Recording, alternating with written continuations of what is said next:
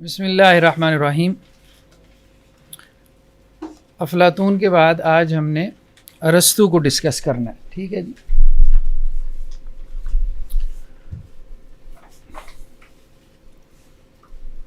جیسے جیسے ہم تھوڑا سا آگے بڑھیں گے تو گہرائی بھی اور وسعت بھی پیدا ہوتی چلی جائے گی۔ بعض اوقات کچھ چیزیں جو ہے نا وہ سمجھنے میں شروع میں دقت پیش آتی ہے۔ یہ ایسی ہے جیسے ہمارے ہاں بچے جب میٹرک کر کے جاتے ہیں نا انٹرمیڈیٹ میں، ایف ایس سی میں، تو ایف ایس سی میں اچانک جا کے انہیں فزکس، کیمسٹری، بایولوجی یہ انہیں انگریزی میں پڑھنی پڑتی ہے، تو 3-4 ماہ وہ خلا میں رہتے ہیں، انہیں سمجھ نہیں آتی کہ استاذ کیا بات کر رہا ہے، ٹھیک ہے۔ لیکن 2 سال بعد وہی اچھے نمبروں سے ایف ایس سی کر لیتے ہیں۔ تو جب بھی کوئی نیا مادہ ہے، نیا سبجیکٹ ہے، اور خاص طور پہ وہ ہو بھی فلسفے جیسا ہے، تو شروع میں تو دقت آئے گی، مشکل بھی لگے گا، ایسے لگے گا جیسے سمجھ نہیں آ رہی، ٹھیک ہے۔ تو تفسیر بیضاوی میں جیسے بہت فلسفہ ہے، تو ہمارے ایک استاذ جو ہے وہ مولانا عبدالرشید خلیق صاحب جامعہ رحمانیہ کے، وہ ہمیں تفسیر بیضاوی پڑھاتے تھے۔ تو وہ پڑھانے کے بعد پوچھتے تھے ہاں بھئی سمجھ میں آیا؟ تو بعض طلبہ یہ کہتے تھے سر سمجھ میں یہی آیا کہ کچھ سمجھ نہیں آیا۔ تو یہ بات ہے کہ آہستہ آہستہ انشاءاللہ سے اس میں بہتری آئے گی۔ بہت سی چیزوں سے آپ مانوس ہو جاتے ہیں، ٹھیک ہے، اور وقت کے ساتھ ساتھ جو ہے وہ پھر آپ کے لیے آسانیاں پیدا ہوتی رہتی ہیں۔ اچھا، ہم نے کہا تھا کہ افلاطون نے جو ہے، ہاں لگا لیں، یہ اس کا مائک ہے یا مائک لگانا ہے ساتھ؟ ہیں؟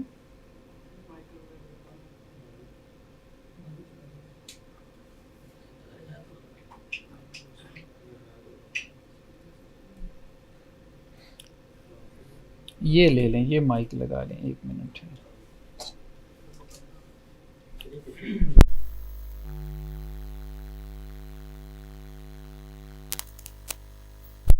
یہ مائک تو اس کے ساتھ نہیں لگے گا۔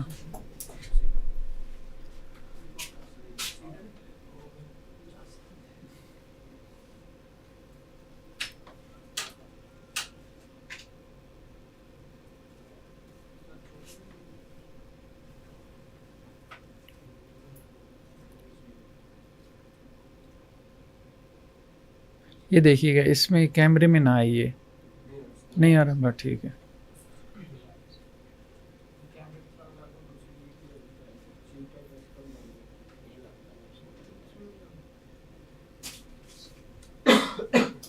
چلیں ہم دوبارہ شروع کر لیں وہ، تاکہ اس کو وہ دقت نہ ہو ایڈیٹنگ والے کو ہیں۔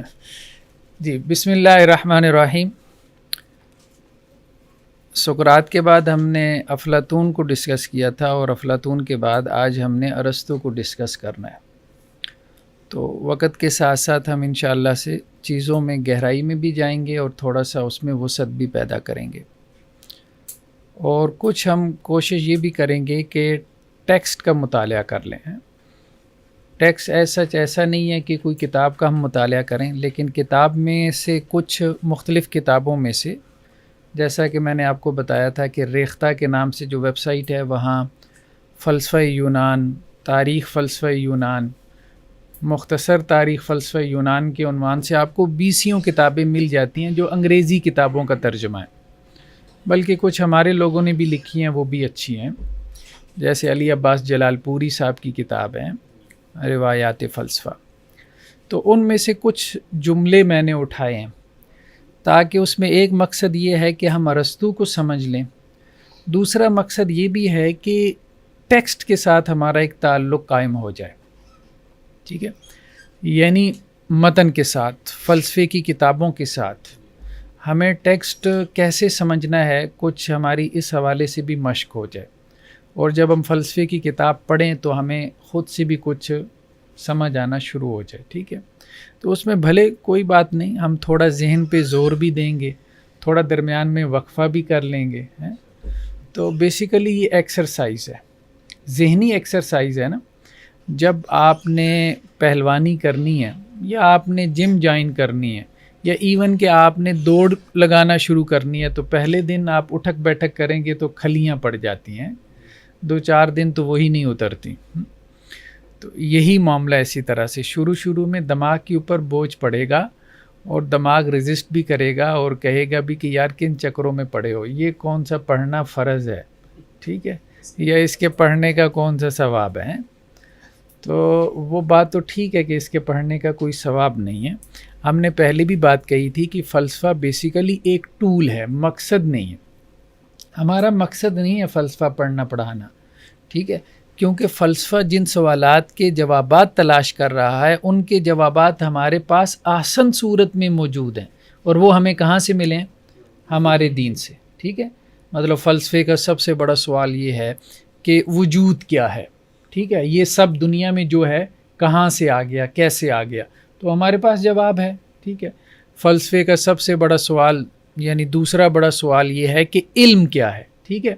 تو اب علم کے حوالے سے ہمارے پاس موجود ہے کہ بھئی اصل علم وہی کا علم ہے، ٹھیک ہے۔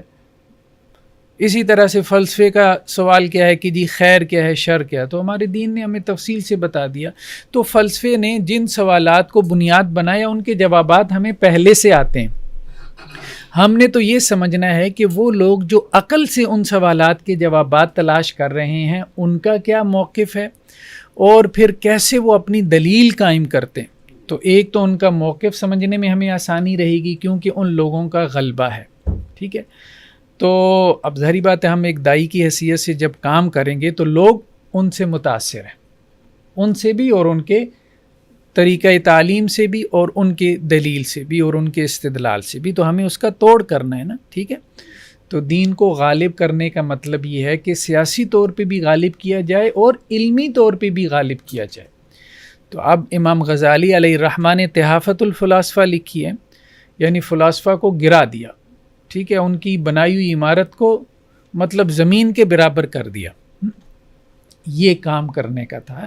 امام ابن تیمیہ علیہ الرحمہ نے الرد علی المنطقیین لکھی، منطقیوں کا رد۔ تو آج منطق ہمیں سمجھ نہیں آتی تو ہم اس کا رد کیسے کریں گے، ٹھیک ہے۔ تو جب ہمیں فلسفہ اور منطق کا رد کرنا ہے کیونکہ اس کا غلغلہ ہے، کیونکہ فلسفیوں نے اور مناطقہ نے، منطقیوں نے کیا کیا، لوگوں کو اپنے پیچھے لگا لیا کہ ہم تو عقلی لوگ ہیں، باقی سارے بدھو ہیں، ٹھیک۔ تو اب لوگ ان کے اس جھانسے میں آ گئے اور دنیا ان کے پیچھے لگ گئی، ٹھیک۔ تو یہ ہم نے توڑ کرنا ہے۔ اور دوسرا یہ بھی ہے کہ فکر اور فلسفہ پڑھنے سے نا آپ کا ذہن تیز ہو جاتا ہے۔ جیسے آپ بدن کی ایکسرسائز کریں گے نا تو بدن قوی ہوگا، ٹھیک ہے۔ تو قوی مومن جو ہے وہ ضعیف مومن سے بہتر ہے نا۔ تو بدن کی ایکسرسائز کریں گے بدن قوی ہوگا، ذہن کی ایکسرسائز کریں گے تو ذہن مضبوط ہوگا، اور اچھا ذہن، قوی ذہن، ظاہری بات ہے کمزور ذہن سے کیا ہے، بہتر ہے، ٹھیک ہے۔ تو ہم نے اگر افکار اور نظریات میں غالب آنا ہے تو ہمارا ذہن اچھا ہوگا تو پھر۔ اب مجھے ایک صاحب ایک دفعہ کہنے لگے کوئی میسج کر کے کہ حافظ صاحب آپ کی ویڈیوز میں بہت ریگولرلی دیکھتا ہوں، آپ جو مطلب مختلف چیزوں میں ایسی ایسی نقطہ رسی کرتے ہیں، ہمارا بھی کافی مطالعہ، تو یہ نقطے ملتے نہیں ہیں، یہ نقطے ملتے نہیں ہیں، تو یہ مجھے بتائیں یہ آپ کہاں سے لے آتے ہیں؟ یہاں آپ کا مطالعہ زیادہ ہے یا یہ آپ کے ذہن کی اختراع ہے؟ تو میں نے کہا کہ زیادہ تر ذہن کی اختراع ہوتی ہے۔ تو وہ کہنے لگا کہ یہ ذہن کی اختراع کیا پیدائشی طور پہ ہے یا اکتسابی ہے؟ سمجھ رہے ہیں نا فرق؟ تو سمجھ رہے ہیں۔ تو میں نے کہا یہ پیدائشی نہیں ہے، یہ اکتسابی ہے۔ تو اس نے کہا اکتسابی کیسے ہوئی؟ میں نے کہا یہی فلسفہ اور یہ ہر علم غلم میں نے پڑھا، ٹھیک ہے۔ جو چیز جتنی مشکل تھی میں نے کہا کہ اس کو میں نے سمجھنے کی کوشش کرنی ہے، اس پہ زور لگایا، ٹھیک ہے۔ تو وہ اب دیکھیں نا وہ جو جم خانے میں زور لگا رہا ہوتا ہے، میں نے جو ہے نا وہ 40 kg ویٹ اٹھایا تو اگلے دن میں نے 50 kg اٹھانا ہے، اس سے اگلے دن 60 kg اٹھانا ہے، تو یہی ہے۔ تو دماغ پہ زور پڑے گا، لیکن اس زور پڑنے سے دماغ کھلے گا، اس کی چولیں جو ہے نا وہ ڈھیلی ہوں گی، ٹھیک ہے، پھر انشاءاللہ سے وہ کھلے گا بھی۔ تو اس لیے زور جب لگے دماغ کے اوپر تو اس سے گھبرانا نہیں، اور زور لگانا ہے انشاءاللہ سے، کیونکہ اس کا مقصد ہمیں کیا لگے افلاطون ارسطو سقراط پڑھنے سے، کتاب و سنت صحیح بات ہے ہمارے لیے کافی ہیں، لیکن جن لوگوں سے ہم نے گفتگو کرنی ہے کم از کم وہ ہمیں یہ طعنہ نہ دے سکیں کہ تم ہماری بات سمجھنے کے قابل اور لائق نہیں ہو. ٹھیک ہے، تو آج انشاءاللہ یہ اگر لیکچر ہمارا مکمل ہو جاتا ہے نا تو آخر میں آپ کو میں جا کے بتاؤں گا کہ ابن تیمیہ نے کہاں جا کے رد کیا. اگر آپ جو ہے نا وہ ساتھ ساتھ چلتے رہیں تو آخری ہمارا جو ہے نا جملہ یا آخری سلائیڈ یہی ہے کہ ابن تیمیہ نے کہاں جا کے جو ہے وہ ضرب لگائی ہے. ٹھیک ہے، تو وہ گہرائی ایسی گہرائی ہے کہ جہاں تک پہنچتے پہنچتے آپ کو پسینے آ جائیں گے، اور ابن تیمیہ اس کو چٹکیوں میں ایسے اڑاتے ہیں، چٹکیوں میں. ٹھیک ہے، تو اب وہ وحدت الوجود والے یہی کہتے ہیں کہ یار آپ لوگوں کو بات سمجھ نہیں آتی، لیکن ابن تیمیہ کو یہ نہیں کہہ سکتے. ٹھیک، ابن تیمیہ کے ایک ہاتھ میں افلاطون ہے، دوسرے میں ارسطو ہے، دونوں کو گھما رہے ہیں ایسے لگتا ہے، اور دونوں کو گھما کے بتاتے ہیں یہاں تم نے افلاطون سے استفادہ کیا، یہاں سے ارسطو سے استفادہ کیا، یہ غلط کہہ رہا ہے افلاطون، یہاں ارسطو ٹھیک ہے، یہاں ارسطو غلط ہے، یہاں افلاطون ٹھیک ہے اور اس کی یہ عقلی وجوہات ہیں، یہ اس کے منطقی دلائل. اب آؤ آ کے گفتگو کرو. ٹھیک ہے، تو خیر بہرحال ارسطو کے حوالے سے سب سے پہلے ہم نے جس چیز کو ڈسکس کرنا ہے، اچھا آج میں نے سلائیڈز تھوڑی زیادہ بنا لی نا، اس کی وجہ یہ ہے کہ ذرا جو چیز نظر بھی آئے گی نا اور ساتھ میں اس کی سماعت بھی ہوگی تو پھر انشاءاللہ سے تفہیم میں ذرا زیادہ آسانی رہے گی. ٹھیک، کیونکہ انسان آڈیو اور ویڈیو دونوں سے آسانی سے سمجھتا ہے.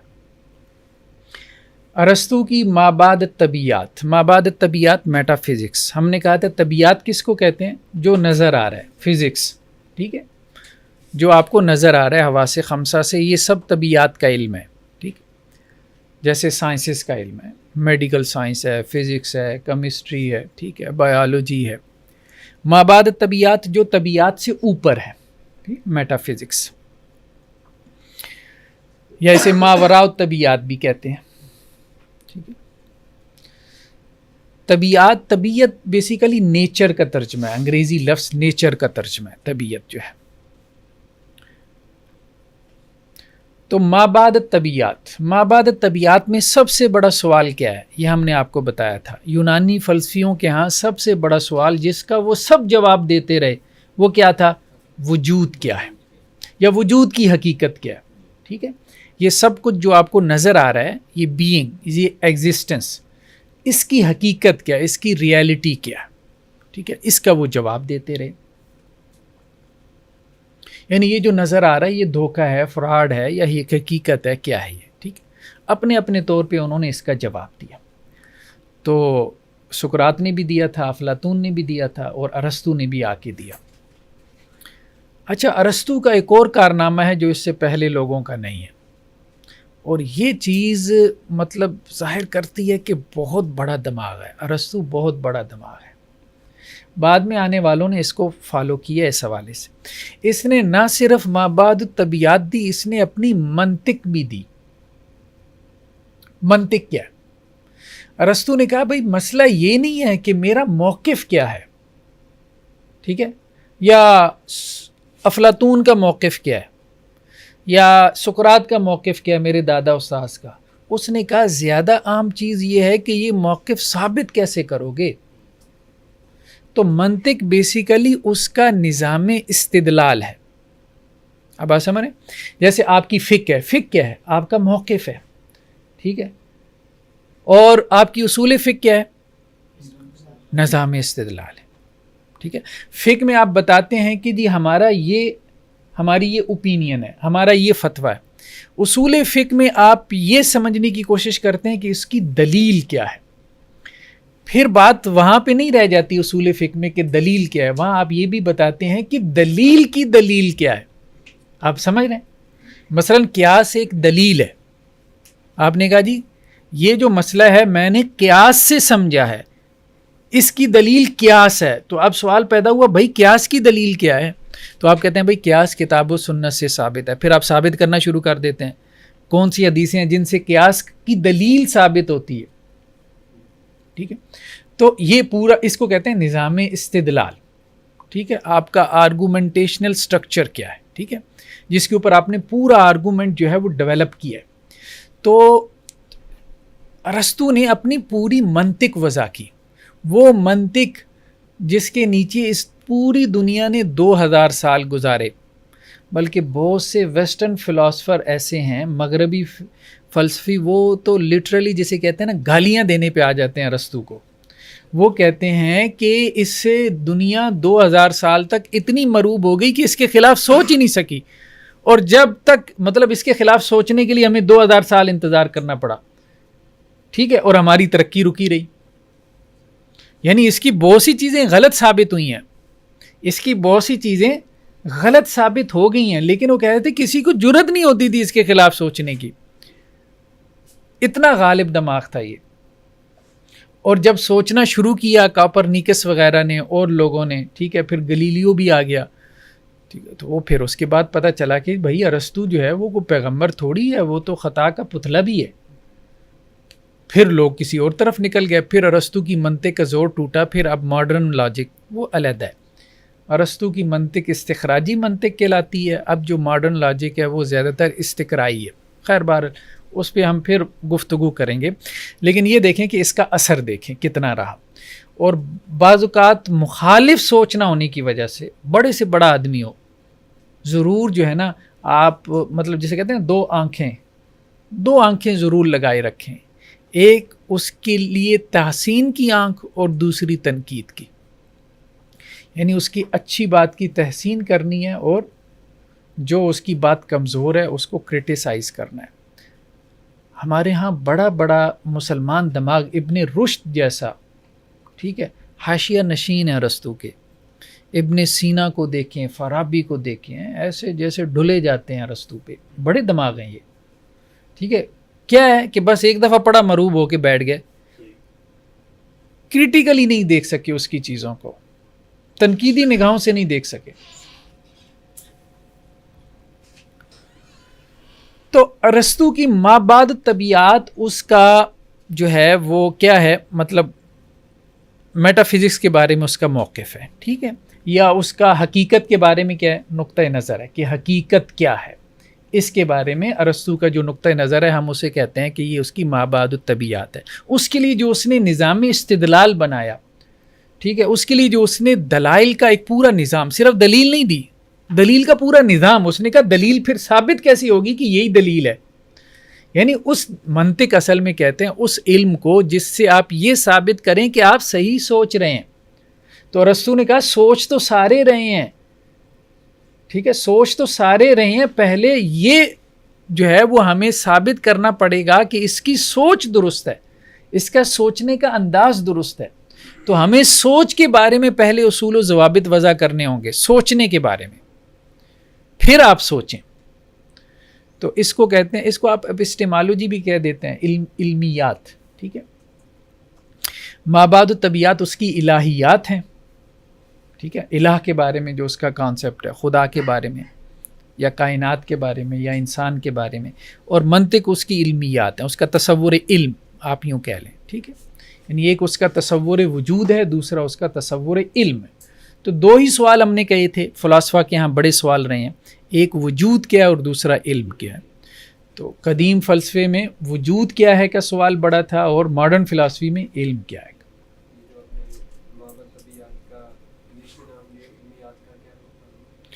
مابعد طبیعت تو میٹا فزکس کو بھی کہتے ہیں، اور ویسے اس کو الہیات کے تحت بھی تھیالوجی اس کو کہتے ہیں.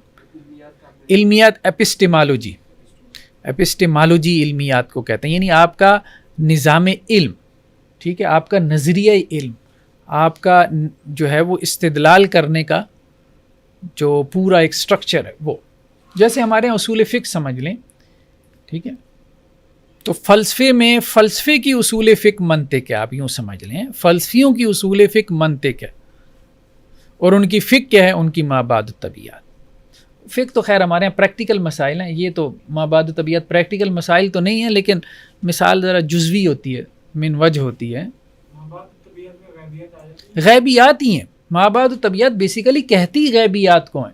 ہم نے کہا نا کہ جو نظر آ رہا ہے یہ تو طبیعت ہے، جو اس سے ماورا ہے، ٹھیک ہے، خیر کیا ہے، شر کیا ہے، ٹھیک ہے، وجود کیا ہے، علم کیا ہے. ما بعد الطبیعات تو بیسیکلی جو ہے وہ غیبیات ہی ہیں، امور غیبیہ ہی ہیں. ٹھیک ہے. اچھا، اب ہم تھوڑا سا اس بات کو سمجھتے ہیں کہ ارسطو کیا کہہ رہا ہے، اس کا ما بعد الطبیعات کے بارے میں کیا موقف ہے. ارسطو یہ کہہ رہا ہے کہ جو حقیقت ہے نا، حقیقت، سب یہ جاننا چاہ رہے ہیں کہ حقیقت کیا ہے. ٹھیک ہے. وہ کہہ رہے ہیں حقیقت دو چیزوں سے مل کے بنتی ہے. حقیقت دو چیزوں کا مجموعہ ہے، مادہ اور صورت. ٹھیک ہے. افلاطون نے کیا کہا تھا؟ حقیقت کیا ہے؟ حقیقت امثال ہے. ٹھیک ہے. امثال ہیں، آئیڈیاز ہیں جو کسی اور دنیا میں موجود ہیں، عالمی امثال میں، ورلڈ آف آئیڈیاز میں. یہاں جو موجود ہے اس دنیا میں، یہ اس حقیقت کی کاپی ہے، نقل ہے. ٹھیک ہے. یہ بات افلاطون نے کہی تھی. تو افلاطون نے محسوس کو حقیقت نہیں مانا. جو محسوس ہے نا، محسوسات اس دنیا میں جو ہیں یہ سب محسوسات ہیں، تو وہ محسوسات کو حقیقت نہیں مانتا. ٹھیک ہے. وہ کہتا ہے آئیڈیاز ہیں، جو مجردات ہیں وہ حقیقت ہے. محسوسات تو ان کا ایک شیڈو ہے. ٹھیک ہے. جیسے انسان کا شیڈو آپ کہہ لیں نا، تو انسان کا سایہ انسان نہیں ہے لیکن ہے انسان کا ہی. گھوڑے کا سایہ گھوڑے کا ہی نظر آئے گا نا، انسان کا تھوڑی نظر آئے گا. اور انسان کا سایہ اونٹ کا تو نظر نہیں آئے گا، یا ہاتھی کا تو نہیں نظر آئے گا، انسان کا ہی آئے گا. لیکن ہے وہ شیڈو. شیڈو جو ہے وہ حقیقت نہیں ہے، سایہ حقیقت نہیں ہے. آپ یوں سمجھ لیں کہ افلاطون جو ہے اس کے نزدیک حقیقت کسی اور دنیا میں آباد ہے. ٹھیک ہے. اس دنیا میں اس کے شیڈوز پڑ رہے ہیں، اس کے سائے ہیں، لیکن یہ سائے اس حقیقت کی طرف اشارہ کرتے ہیں. ٹھیک ہے. کچھ لوگوں نے سایوں کو ہی اصل سمجھ لیا ہے، لیکن جو فلسفی ہے وہ یہ سمجھ جاتا ہے کہ یہ سایہ ہے، اصل میں حقیقت پیچھے کچھ اور. ارسطو نے کہا کہ نہیں، حقیقت اسی دنیا میں ہے، کسی اور دنیا میں نہیں. یہ اس کا بنیادی اختلاف تھا اپنے استاد سے، کہ حقیقت اسی مادی دنیا میں ہے، مادی دنیا سے ماورا نہیں. یعنی اس نے کہا کوئی اور دنیا اس کو ثابت کرنا تقریباً امپاسبل ہے. یعنی عقل اور منطق کی روشنی میں کیسے ثابت کریں گے آپ؟ ایک بات کر دیں تو وہ ٹھیک ہے، بات تو آپ نے کر دی ہے کہ کوئی اور دنیا موجود ہے، لیکن ثابت بھی تو کرنا ہے نا. تو وہ افلاطون بھی اس طرح سے نہیں کر پایا. اس نے صرف اتنی بات کہی کہ بھائی فلسفی وہاں تک پہنچ جاتا ہے فلسفی وہاں تک پہنچ جاتا ہے. یہ وہی بادشاہ والا لطیفہ ہو گیا نا، آپ نے سنا ہے وہ کپڑے پہنانے والا لطیفہ اور بادشاہ والا ہے. ہاں. تو ہے ہاں. تو ایک صاحب جو ہے وہ بڑے چال باز تھے، بہت چال باز تھے. تو وہ بادشاہ سلامت کی خدمت میں حاضر ہوئی، تو کہنے لگے کہ بادشاہ سلامت، مطلب میں ایک ایسا لباس جو ہے وہ بنا سکتا ہوں کہ جسے پہننے کے بعد انسان جو ہے نا وہ دنیا کا ذہین ترین افراد بن جاتا ہے، مطلب سب سے زیادہ ذہین بن جائے گا. تو وہ بادشاہ سلامت نے اس کو جو ہے وہ لباس بنانے پہ لگوا دیا.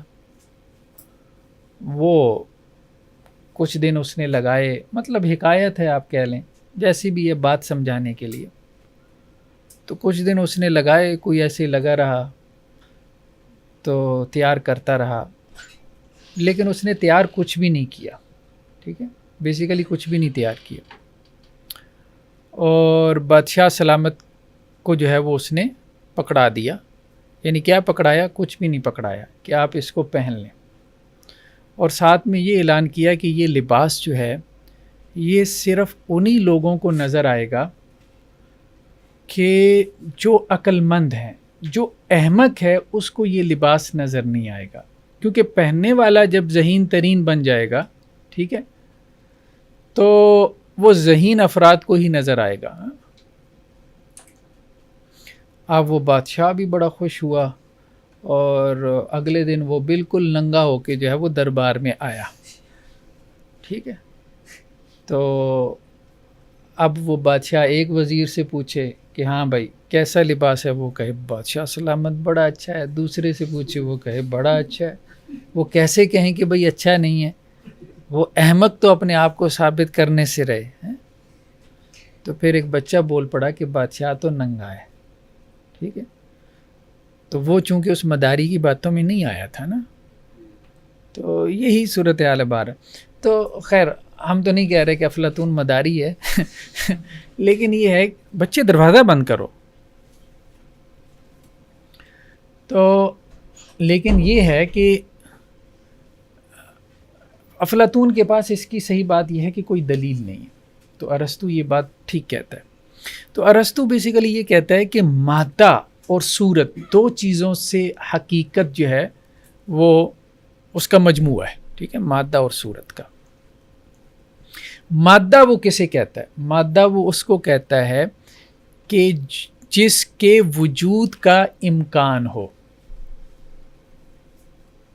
یہ اہم بات ہے, یہ اس کا بنیادی نقطہ ہے اس کے فلسفے کا. یعنی وہ ممکن الوجود کو مادہ کہتا ہے. ٹھیک. ہاں, مادہ وہ اس کو کہتا ہے کہ جس کے وجود کا امکان ہو. ٹھیک ہے, ہم آگے اس کو مزید کھولتے ہیں اس کو. اور صورت وہ اس کو کہتا ہے کہ جو اس کی صورت ہے, مادی کی جو صورت ہے.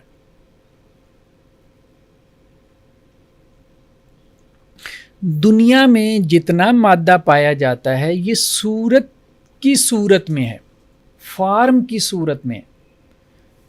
ٹھیک ہے, بغیر فارم کے مادے کا آپ وجود دکھا نہیں سکتے. یعنی جو بھی مادہ ہے, یہ میز ہے, ٹھیک ہے, میز جو ہے وہ مادے سے بنا ہوا ہے. ٹھیک ہے, میٹر سے بنا ہوا ہے, لیکن اس میز کی ایک صورت ہے. انسان ہے, انسان کی ایک صورت ہے. یہ پنکھ ہے, پنکھی کی ایک صورت ہے. گھر ہے, اس کی ایک صورت ہے. ٹھیک ہے, ایون کہ سورج چاند ستارے لے لیں, درخت لے لیں, سب کی صورتیں. پتھر کی بھی ایک صورت ہے. ٹھیک ہے, صورت کے بغیر مادہ نہیں ہے. مادہ ہمیشہ صورت میں. یعنی آپ نے کبھی ایسا مادہ دیکھا ہو کہ جس کی صورت نہ ہو, کوئی فارم نہ ہو, کوئی شکل نہ ہو. ٹھیک ہے, وہ کسی نہ کسی صورت میں ہوگا. ایون کہ ریت کا ذرہ, اس کی بھی صورت ہے. ٹھیک ہے, اب تو سائنسٹسٹ یہ بھی کہتے ہیں کہ جو ایٹم ہے اس کی بھی کیا ہے, صورت. ٹھیک ہے, تو مادہ وہ اس کو کہتا ہے کہ جو صورت اختیار کرنے کی صلاحیت رکھتا ہو. یعنی ابھی اس نے صورت اختیار نہیں کی, اس میں یہ صلاحیت ہے کہ وہ صورت میں ڈھل جائے. یعنی پہلے مادہ ہے پھر اس کی صورت ہے. اب یوں سمجھ لیں آسانی کے لیے. ٹھیک ہے, تو مادہ وہ ہے کہ جو صورت بننے کی صلاحیت رکھتا ہے. ٹھیک ہے, جیسے بیج درخت بننے کی صلاحیت رکھتا ہے, لیکن بیج درخت نہیں ہے نا. لیکن بیج میں یا آم کی گٹھلی میں صلاحیت ہے کہ وہ آم کا درخت بن سکے. ٹھیک, یعنی یہ کہہ سکتے ہیں کہ مادے میں ایک تو اپنی ایک ذاتی کی صورت ہوتی ہے, ایک دوسری چیز میں نہیں, مادے کی کوئی صورت نہیں ہوتی. یہ ہم آگے جا رہے ہیں. ارسطو یہی کہتا ہے مادے کی کوئی صورت نہیں ہے, مادہ بغیر صورت کی ہے. یہ اس کی بات دیکھیں, تھوڑا دماغ پہ زور لگانا پڑے گا. انشاءاللہ لیکچر کے اینڈ تک ہم چلتے ہیں, بہت سی باتیں کھول جائیں گی, پھر بعد میں جا کے اس کو کھولیں گے جو نہیں کھولیں گے. ٹھیک ہے, ہاں دیکھیں مادہ جو ہے محض مادہ, ٹھیک ہے, مادہ جب محض مادہ ہوتا ہے تو اس کی صورت نہیں ہوتی. وہ صورت کو قبول کرنے کی صلاحیت رکھتا ہے.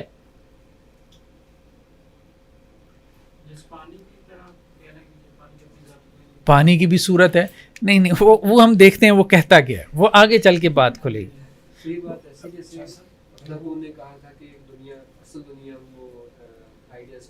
ہاں ایک چیز جسے اس کا ادراک نہیں ہے, تو مادہ جس کی کوئی صورت ہے, یہ چیز ایسی اس کا ادراک نہیں ہے. ہم تو مادہ وہی دیکھتے ہیں جو صورت ہے. وہ ہم دیکھتے ہیں. ہم تھوڑا آگے چلتے ہیں, انشاءاللہ بات کھلے گی. آج ہم نے اسی کو ہی کھولنا ہے. ابھی ہم اس سلائڈ سے ذرا آگے جاتے ہیں اس بات کو کھولنے کے لیے نا، پھر ہم واپس اس کی طرف آتے ہیں. ٹھیک ہے. شے، یہ جو شے آپ کو نظر آ رہی ہے، تھنگ جسے ہم کہتے ہیں. ٹھیک ہے. مادہ اور صورت کے اجتماع کا نام ہے. ٹھیک ہے. آپ لے جاؤ عبداللہ، اس کو نیچے لے جاؤ. شاباش. چلو، اور دروازہ بند کر جاؤ، دونوں دروازے بند کر جاؤ.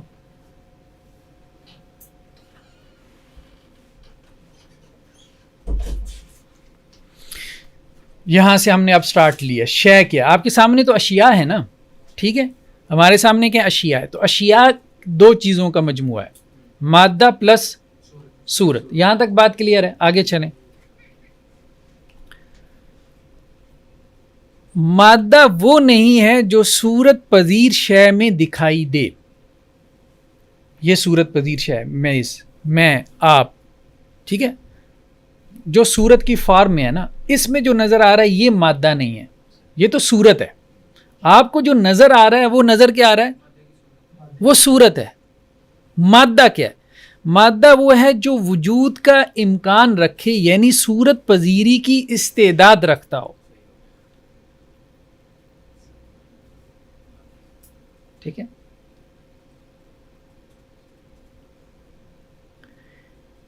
تو پہلے مادہ ہے پھر صورت ہے. تو مادے اور صورت میں اس نے کیا فرق کیا؟ جو نظر آ رہا ہے آپ کو صورت نظر آ رہی ہے، مادہ نظر نہیں آ رہا. اصل میں ہمارا ذہن جو ہے نا سائنسی انداز سے سوچتا ہے، کیونکہ ہم سائنس کے زمانے میں ہیں. ٹھیک ہے. تو ہمیں لگتا ہے یار یہ کیا بات کر رہا ہے، جو نظر آ رہا ہے یہ تو مادہ ہے، صورت کے اندر بھی کیا ہے؟ مادہ ہی تو ہے. ہم تو یوں سوچ رہے ہیں نا. ہم جس طرح سوچ رہے ہیں، ہم یہ کہہ رہے ہیں کہ وہ اس سوچ کو ذرا ہم الگ رکھیں اور ہم ذرا اس کی سوچ کو سمجھنے کی کوشش کریں. وہ تو سائنسٹسٹ نے آ کے بعد میں تنقیدیں کر لی نا کہ 2000 سال تک ہمیں اس سوچ کا اس نے پابند بنائے رکھا ہے، ٹرک کی بتی پیچھے لگائے رکھا ہے. تو وہ یہ کہہ رہا ہے کہ مادہ وہ نہیں ہے جو صورت پذیر شے میں، جب صورت پذیر شے میں جو نظر آ رہا ہے وہ صورت ہے. اس سے پہلے مادہ تھا جو صورت کو اختیار کرنے کی صلاحیت رکھتا تھا. پھر وہ تھا کیا؟ کیا تھا وہ؟ ٹھیک ہے. یہ بہرحال اہم نقطہ ہے. اس لیے بعض فلسفی جو ہے نا جا کے کہتے ہیں کہ ارسطو جو ہے وہ تضادات کا بھی مجموعہ ہے، متضاد باتوں کو جمع کرنے کی بھی کوشش کرتا ہے.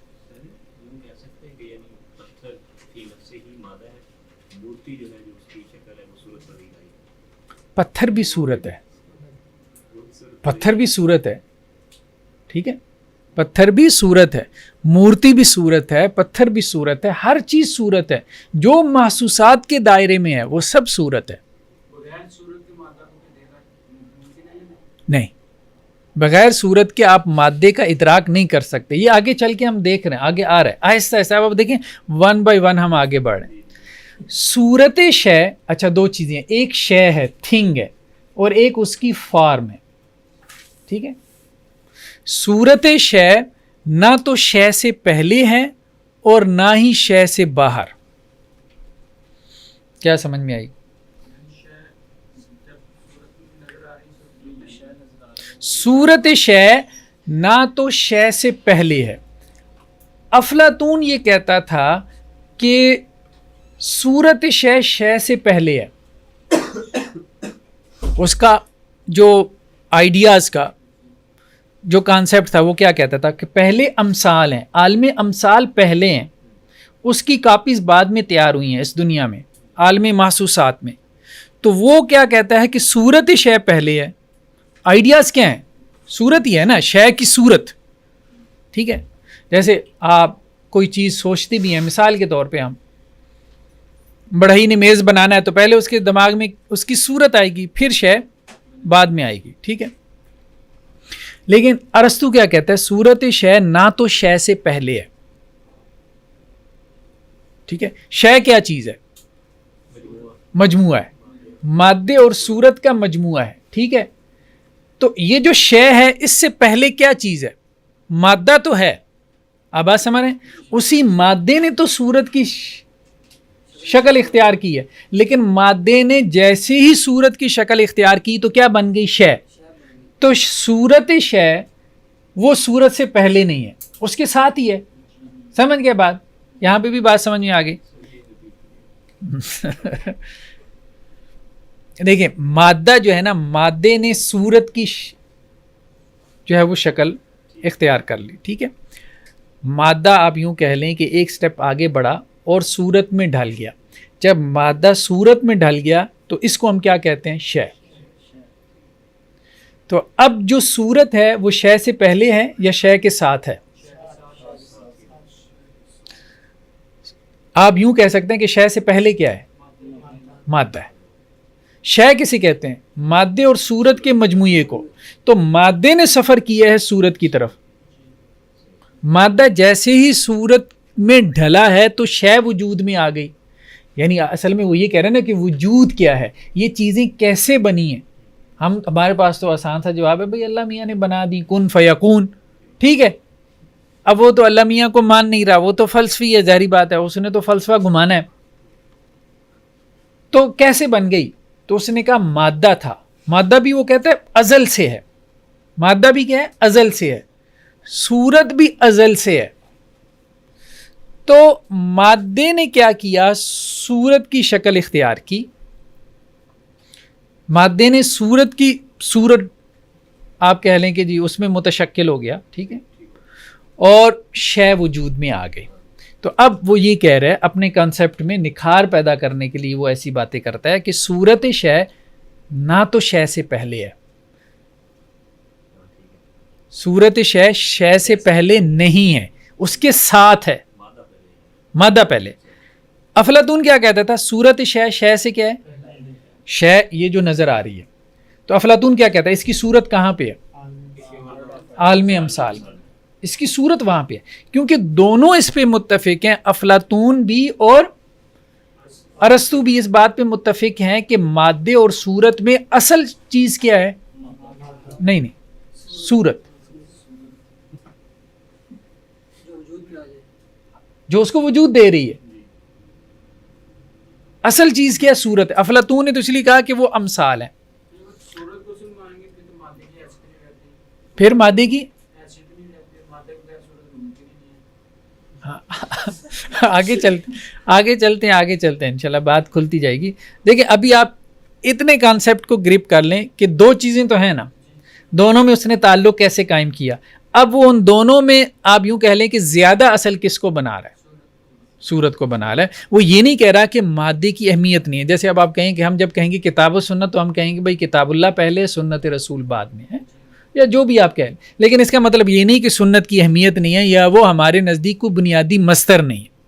ٹھیک ہے، تو اسی طرح سے یہ بات نہیں ہے کہ مادے کی اس کے نزدیک اہمیت نہیں ہے. لیکن جب وہ کہے گا کہ ان دونوں میں زیادہ اہم کیا ہے یا اصل الاصول کیا ہے، تو وہ کہے گا کہ وہ صورت ہے. وہ آگے چل کے اس کو کھولے گا. پھر مطلب ابھی ہم اس کی بات سمجھنے کی کوشش کریں. تو ایک تو وہ کہہ رہے کہ صورت شے نہ تو شے سے پہلے ہے اور نہ ہی شے سے باہر. یعنی صورت جو ہے شے کی وہ شے کے اندر ہی ہے. افلاطون کیا کہتا تھا؟ وہ کہاں پر ہے؟ عالم امثال میں ہے. ٹھیک ہے، یہ اس کا سایہ ہے. یہ جو ہمیں نظر آ رہا ہے یہ اس کا سایہ ہے. مادے کا وجود بالقوہ ہے. اچھا، دو اصطلاحات ہیں، یہ آپ کے عقیدے کی کتابوں میں بھی استعمال ہوتی ہیں. جیسے شرح عقیدہ طحاویہ میں آپ نے دیکھا ہوگا بالقوہ اور بالفعل. بالقوہ کہتے ہیں پوٹینشل، جس میں پوٹینشل ہو، پوٹینشلی. ٹھیک ہے،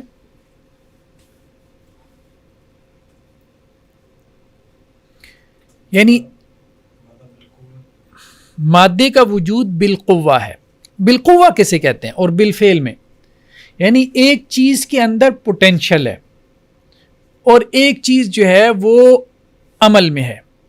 بالفعل کہتے ہیں بالعمل. جیسے ہم یہ کہتے ہیں کہ اب جیسے آپ سارے حضرات، ٹھیک ہے، آپ سارے حضرات بالقوہ متکلم ہیں، یعنی آپ میں تکلم کی قوت ہے، استعداد ہے، صلاحیت ہے، لیکن بالفعل آپ متکلم نہیں ہیں اس وقت. ٹھیک ہے، بالفعل متکلم میں ہوں.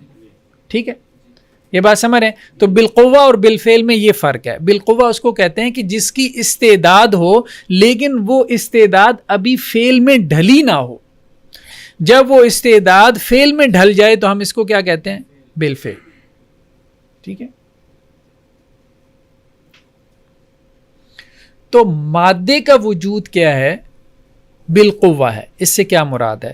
یعنی مادہ بالقوہ موجود ہے.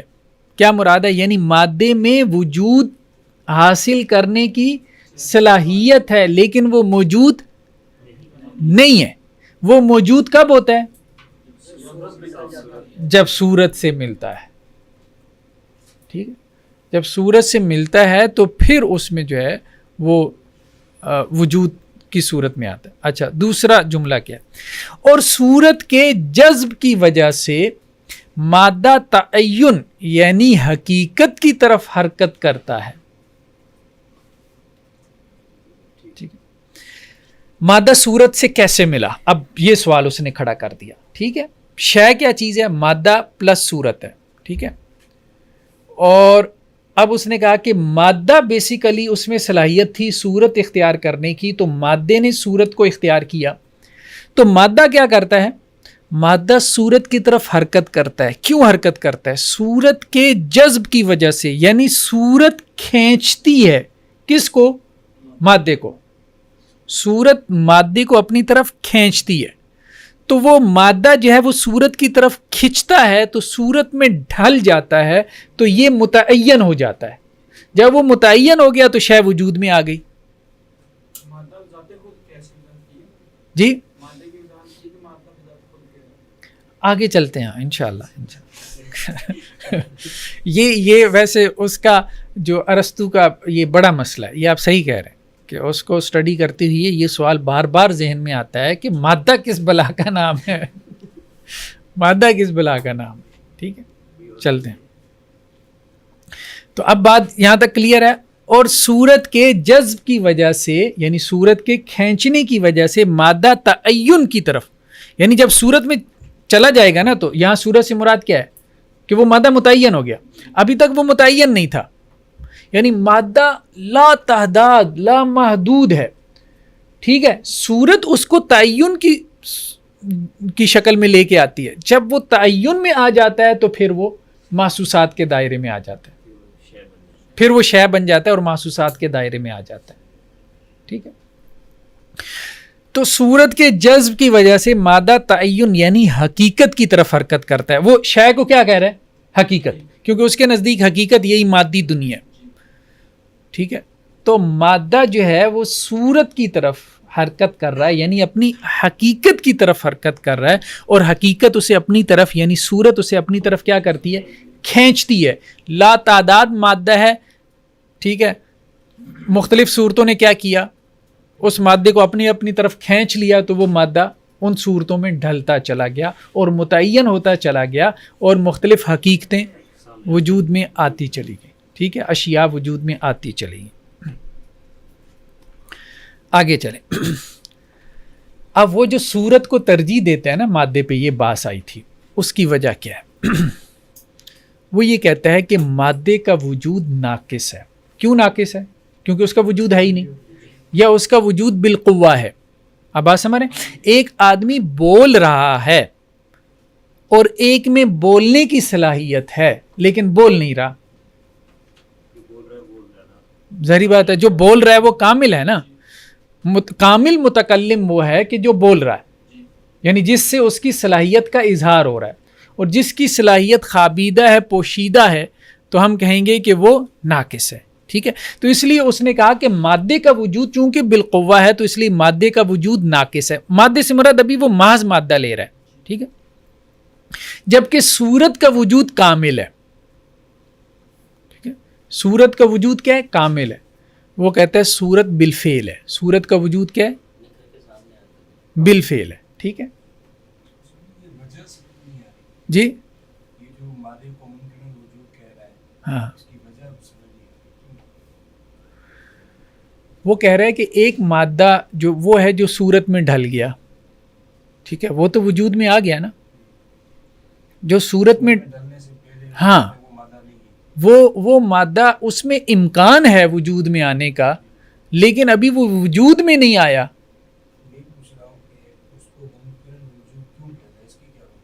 اس لیے کہ اس کے وجود میں آنے کا امکان ہے، اس لیے اس کو ممکن الوجود کہہ رہا ہے. وہ وجود میں آیا نہیں ہے، جب وہ صورت میں ڈھلے گا تو بالفعل وجود میں آ گیا، تو اب وہ کہتا ہے کہ یہ موجود ہے. ایک سوال ہے، ایک چیز لیکن دیکھیں یہ بحثیں آگے چل کے کھلیں گی. وہ جہاں جا کے نا وہ اس کو آرے لگا رہا ہے نا، تو وہ انشاءاللہ سے آپ کے سوالوں کے جوابات آتے جائیں گے. میں اس کو سمجھ رہا ہوں، لیکن میں چاہ رہا ہوں کہ وہ جو ہمارے ہاں جو شارحین ہیں، جو انہوں نے اس کے الفاظ نقل کیے ہیں نا، تو ان الفاظ سے ہی ہم اس کی بات تک پہنچیں. ٹھیک ہے، تو آپ ابھی سوال اپنے اس میں لکھ لیں اس کو. انشاءاللہ امید ہے کہ وہ سلائیڈز کے آخر تک حل ہو جائے گا، لیکن رہ گیا تو پھر ہم اس کو ڈسکس کر لیتے ہیں. ٹھیک ہے، دیکھیں نا ہر اگلا نقطہ جو ہے وہ زیادہ کلیئرٹی کی طرف جا رہا ہے. ٹھیک ہے، یہ اس طرح سے کتابوں میں نہیں ہے، یہ میں نے پورا دن لگا کے اس کو اس طرح سے ارینج کیا ہے، کئی کتابوں سے نکال کے، تاکہ اس کی جو ہے نا وہ ایک ترتیب بن جائے. مادے کا وجود ناقص ہے جبکہ صورت کا وجود کامل ہے. ٹھیک ہے، مادہ ابتدائی اور ناقص حالت کا نام ہے کہ جس کا کمال یعنی مادے کا کمال یہ صورت ہے. ٹھیک ہے، آپ یوں بھی سمجھ لیں. صورت کو وہ حیت بھی کہتے ہیں. ٹھیک ہے، حیت اور صورت، حیت تو سمجھتے ہیں نا، کوئی مشکل لفظ تو نہیں ہے. حیت اور صورت سیم لفظ ہے. حیت اور صورت آفاقی اور حقیقی ہے. آفاقی یونیورسل، حقیقی یعنی ریئل ہے، حقیقت ہے. انسان کی ایک صورت ہے. ٹھیک ہے، انسان کی ایک صورت ہے، یا آپ یوں کہہ لیں جیسے ہم نے مثال دی تھی سانچہ ہے. ٹھیک ہے، سب انسان ایک صورت پر ہے نا، سارے گھوڑے ایک صورت پر ہیں، گھوڑوں کی ایک فارم ہے. ٹھیک ہے، انسان آپس میں مختلف ہیں، سارے انسان آپس میں مختلف ہیں، شکل و صورت میں، قد بت میں، موٹاپے میں اور دبلے پتلے ہونے میں. ٹھیک ہے، چھوٹے بڑے ہونے میں، ہر اعتبار سے ہر انسان دوسرے سے کیا مختلف ہے. ایون کہ فنگر پرنٹ سب کے مختلف ہیں، لیکن سب کی صورت کیا ہے؟ ایک. انسان کو جیسی دیکھتے ہیں کہ آپ کو نہیں لگتا کہ میں نے گھوڑا دیکھا ہے یا میں نے ہاتھی دیکھ لیا ہے. ٹھیک ہے، تو وہ کہہ رہا ہے کہ صورت آفاقی ہوتی ہے، وہ سانچہ جس کے اندر یہ زید بکر موجود ہے. ٹھیک ہے، تو صورت کیا ہے؟ آفاقی ہے اور حقیقی. اصل حقیقت یہی ہے جو ہم نے کہا تھا کہ یہ مشترک ہے. تمام انسانوں میں صورت کیا ہے؟ مشترک ہے. ہاں، سانچہ مشترک ہے، اس کو وہ صورت کہہ رہا ہے. ٹھیک ہے، اس سانچے کو وہ کیا کہہ رہا ہے؟ صورت کہہ رہا ہے. وہ سانچہ مشترک ہے، اور وہ کہہ رہا ہے کہ وہ سانچہ جو ہے وہ آفاقی ہے. ٹھیک ہے، وہ 7 ارب ہوں، 8 ارب ہوں، 10 ارب ہوں، سب کا سانچہ ایک ہی ہے اور حقیقی ہے. تو کہہ رہا ہے حقیقت اصل میں وہی ہے. باقی تو کیا ہے؟ صورت کے اوپر جو اضافہ ہے وہ کیا ہے؟ وہ تو مادہ ہے نا. صورت کے اوپر کچھ اضافہ بھی تو ہے، جس اضافے کی وجہ سے ہم آپس میں مختلف ہیں. ٹھیک ہے، آپ یوں سمجھ لیں، یہ آپ کہہ لیں کہ یہ مادہ ہے. ٹھیک ہے، اور وہ کیا ہے؟ وہ ناقص ہے. جبکہ مادہ اختصاصی اور غیر حقیقی ہے. ٹھیک ہے، بات سمجھ رہے ہیں؟ تمام انسانوں میں جو کامن چیز ہے وہ صورت ہے، وہ آفاقی ہے. ٹھیک ہے، جو اختصاصی چیز ہے وہ کیا ہے؟ یعنی میرے آپ میں کچھ چیزیں آپ کی خاص ہیں نا، کچھ میری، کچھ ان کی، کچھ ان کی، وہ کیا ہے؟ وہ مادہ ہے. ٹھیک ہے، اور وہ کیا ہے؟ وہ غیر حقیقی ہے، یعنی وہ اضافی ہے.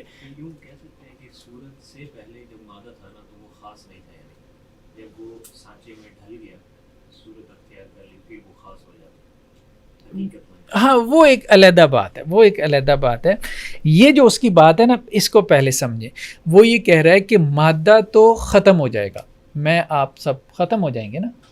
مادہ کیا ہے؟ ختم ہو جائے گا، کیونکہ اس کا وجود حقیقی نہیں ہے. حقیقت ہمیشہ سے ہے، ہمیشہ رہے گی. ایسا ہی ہے، حقیقت ہمیشہ سے ہمیشہ رہے گی. مادہ جو ہے یہ ختم ہو جائے گا. تو ہماری جو اضافی چیزیں ہیں یہ ختم ہو جائیں گی. انسان ختم نہیں ہوگا، زید بکر ختم ہو جائے گا. وہ کہتا ہے انسان ہمیشہ سے، اچھا وہ یہ بھی کہتا ہے انسان جب سے دنیا اس وقت سے ہے اور ہمیشہ رہے گا. ٹھیک ہے، تو وہ یہ کہہ رہا ہے کہ صورت جو ہے یہ آفاقی ہے اور حقیقی ہے، یعنی ہر چیز کی صورت، شیر ہمیشہ سے ہے، گھوڑا ہمیشہ سے ہے.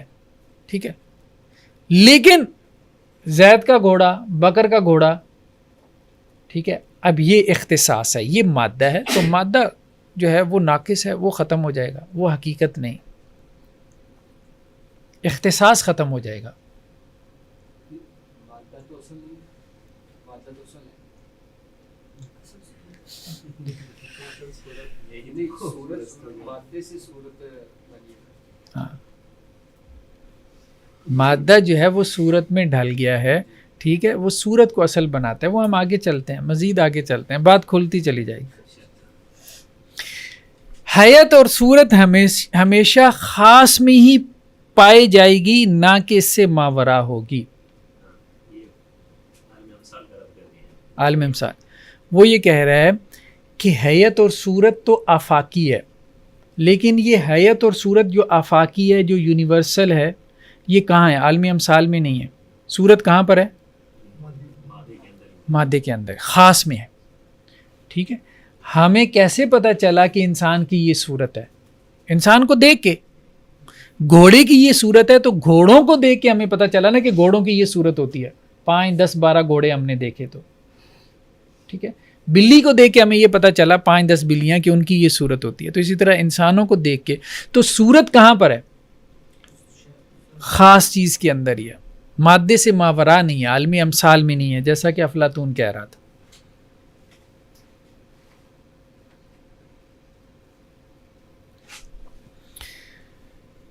مادہ صورت کے خلاف عمل کرنے کے بجائے اس کے حصول کی سعی کرتا ہے. مادہ کیا کرتا ہے؟ مادہ صورت کے خلاف نہیں ہے. ٹھیک ہے، افلاطون نے صورت میں اور مادے میں جو تعلق قائم کیا تھا وہ اختلاف کا تھا. ٹھیک ہے، کہ اس کے نزدیک جو ہے وہ حقیقت ہے جو صورت ہے، ماورا دنیا میں ہے، اور یہ جو مادہ ہے یہ اس کے خلاف ہے، مطلب اس کی کاپی ہے. ٹھیک ہے، تو اصل اور کاپی میں کیا ہے جو ہے وہ ظاہری بات ہے کہ تضاد ہوتا ہے ایک طرح سے. یہ کہہ رہے ارسطو کہ مادہ صورت کے خلاف عمل نہیں کرتا، بلکہ صورت کو حاصل کرنے کی سعی کرتا ہے. مادہ اس کوشش میں لگا ہوا ہے کہ وہ صورت میں ڈھل جائے، کیونکہ اسے یہ پتا ہے کہ جیسی مجھے صورت ملے گی تو میں وجود پذیر ہو جاؤں گا. تو گویا مادہ اپنے وجود میں آنے کی خود سے کوشش کر رہا ہے،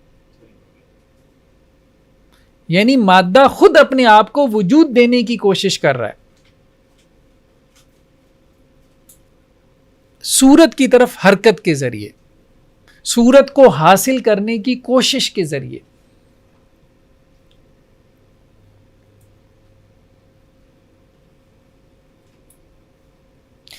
یا اس کو یوں بھی کہہ سکتے ہیں کہ صورت وہ غایت ہے کہ جس کے حصول کی مادہ سعی کرتا ہے. وہی بات ہو گئی، ایک دوسرے انداز میں آ گئی. ٹھیک ہے، صورت وہ غایت ہے، وہ مقصد ہے. یعنی مادے کا مقصد کیا ہے؟ مادے کا سب سے بڑا مقصد، یا آپ کہہ لیں اس کی زندگی کا مقصد کیا ہے؟ صورت میں ڈھل جائے. ٹھیک ہے، مادے کا یہ مقصد ہے. اور صورت کیا کرتی ہے؟ مادے کو اپنی طرف کھینچتی ہے، جذب کرتی ہے. تو مادہ صورت میں ڈھلنے کے لیے بے چین ہے، اور صورت جو ہے وہ مادے کو اپنی طرف کھینچ رہی ہے. تو اب مادہ جو ہے وہ صورت میں ڈھل جاتا ہے. اب سوال یہ پیدا ہوتا ہے کوئی ایسا مادہ بھی ہے جو بغیر صورت کے ہے؟ ٹھیک ہے، یہ ہم آگے چل کے کھولتے ہیں. یا پھر یہ صرف منطقی ایک بنائی ہوئی ہے اصطلاح کہ جی بغیر صورت کے مادہ ہیں. لیکن وہ اصل میں دیکھیں بات یہ ہے کہ وہ یہ اصل میں یہ ثابت کرنا چاہ رہا ہے کہ دیکھو چیزیں کیسے وجود میں آئی ہیں. میں نے تمہیں فلسفے سے سمجھا دیا کہ چیز وجود میں کیسے آتی ہے. ٹھیک ہے، مادہ صورت میں ڈل جاتا ہے، لیکن جب صورت ختم ہو جاتی ہے پھر مادہ ڈل جاتا ہے. نہیں، وہ اصل میں کہتا ہے کہ صورت جو ہے وہ ازل سے ہے اور ابد تک رہے گی، صورت ختم نہیں ہوتی. مادے نے صورت کی شکل اختیار کر لی ہے، لیکن اس کے بعد جب صورت تو وہ ختم ہو گئی ہے، اس کا وجود ختم ہو گیا ہے. نہیں دیکھیں، صورت ختم نہیں ہوتی. صورت ہم میں ہے یا پورا انسان صورت ہے؟ ہاں صورت آپ اصل میں جو سمجھ رہے ہیں نا، آپ یہ سمجھ رہے ہیں کہ یہ جو آپ کو نظر آ رہا ہے، میں نظر آ رہا ہوں، یہ صورت ہے. وہ اس کو صورت نہیں کہہ رہا، وہ کہہ رہا ہے میرے آپ میں سے کوئی کامن چیز ہمارے ذہن نے نکال لی ہے، یعنی وہ ذہنی انتزاع کو صورت کا نام دے رہا ہے. یعنی یہاں 20 لوگ بیٹھے ہیں تو میرے ذہن نے انتزاع کر لیا، یار ان 20 لوگوں میں نا یہ چیز مشترک ہے، ٹھیک ہے، اس کو وہ صورت کا نام دے رہا ہے، جو ذہنی چیز ہے، جو ذہنی چیز ہے. جب وہ کہہ رہا ہے کہ اب زید بکر ختم ہو رہا ہے، تو وہ کہہ رہا ہے زید بکر ختم ہوا ہے نا، حامد اور ابو بکر تو موجود ہیں، سعید تو موجود ہے، تو ان میں بھی وہ صورت ہے، تو صورت تو ختم نہیں ہوئی، وہ تو اختصاص ختم ہوا ہے، اختصاص ختم ہوا. صورت تو آفاقی ہے، جو سب میں مشترک ہے. وہ جو سب میں مشترک ہے اس کا کیا خارجی وجود ہے یا اس کا ذہنی وجود ہے، یہ لیکچر کے سب سے آخر میں ہے. ہم نے کہا ابھی ہم سٹیپ بائی سٹیپ جا رہے ہیں، تو کچھ سوال جو ہے وقت سے پہلے آ رہے ہیں. ارے صورت جو ازل سے ہے، پچھلی سلائڈ ہاں جی، صورت ازل سے ہے، ہاں. لیکن اس نے وجود میں بعض چیزیں ازل سے نہیں تھی لیکن اب وجود میں آ رہی ہیں. نہیں وہ یہ نہیں کہتا، وہ یہ نہیں کہتا، یہی بات آگے آ رہی ہے. وہ یہ نہیں کہتا، وہ یہ کہہ رہا ہے کہ مادہ بھی ازل سے ہے، صورت بھی ازل سے ہے، حرکت بھی ازل سے ہے، وجود بھی ازل سے ہے. لیکن جو چیزیں اب وجود میں آ رہی ہیں وہ پہلے وجود میں نہیں تھی نا. ہم اس کو سمجھتے ہیں، ہم اس کو سمجھتے ہیں.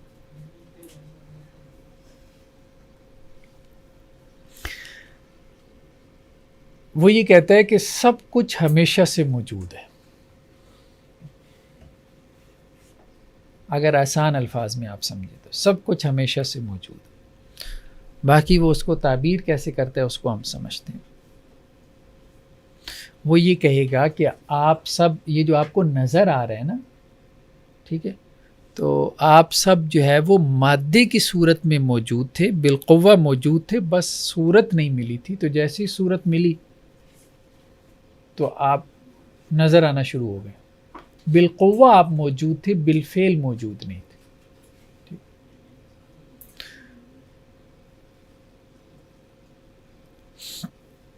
تمام حرکت، نیکسٹ کیا ہے جی، تمام حرکت دراصل حیت اور صورت کی مادے کو متشکل کرنے کی کوشش ہے.